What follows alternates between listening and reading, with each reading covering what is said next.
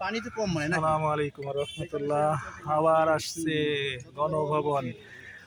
আজকে তো ভিতরে ঢোকা যায় না, আজকে আর গার্ড আছে। তারপরও আসলাম একটু ভাঙচুর আপনাদের দেখানোর জন্য। সাধারণ মানুষ ঢুকছিল কালকে দেখে এটার কি অবস্থা। এটা লেক, ভিতরের লেক, হ্যাঁ এটা ভিতরের লেক। চারিদিকে আর্মি আছে, বাট ভিতরে ঢোকার মতো পরিস্থিতি নাই, যেহেতু এটা এখন আর্মি গার্ডে আছে। তারপরে দূর থেকে একটু দেখানোর চেষ্টা করি।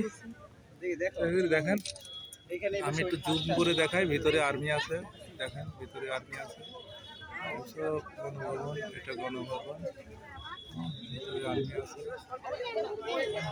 আর্মি আছে।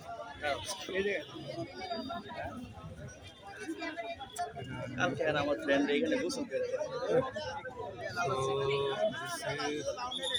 আসলে মানুষ ঠিক করে নেয়। বাইরের সাইডটা একটু দেখায় ভাঙা, ভাঙাটা দেখায়, দেখতেছে ভাঙা, এটা ভাঙা,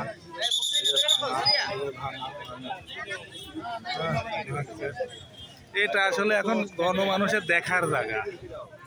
মানে এই জন্য এখানে কোনো একটা বড় কোনো একটা আসামির মতন ছিল, দাগি আসামির মতো ছিল এখানে, হয়তোবা সে বের হয়ে গেছে, আমরা দেখতে আসছি এরকম পরিস্থিতির মতন আর কি ব্যাপারটা।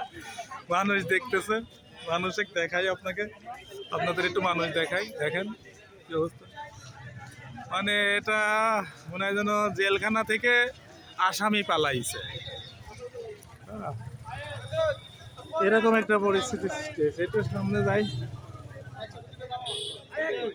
একটু সামনে যাই, মানে এটা কি হয়েছে বুঝলাম না।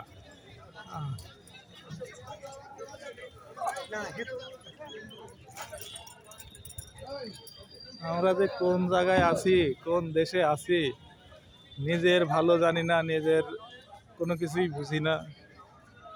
ওয়ালগুলা ভাঙছে, ওয়ালগুলা ভাঙে আসলে তাতে শেখ হাসিনার কি ক্ষতি হয়েছে জানি না, আমরাও বলতে পারি না।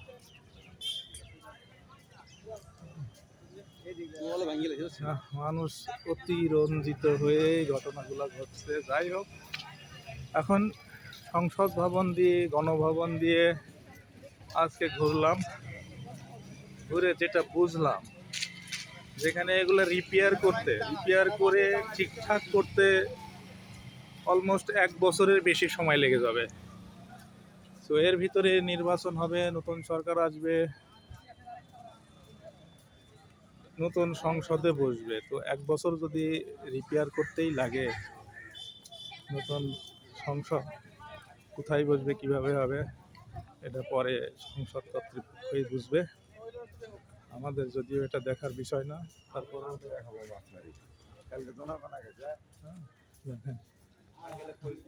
জনগণের সমস্যা কি?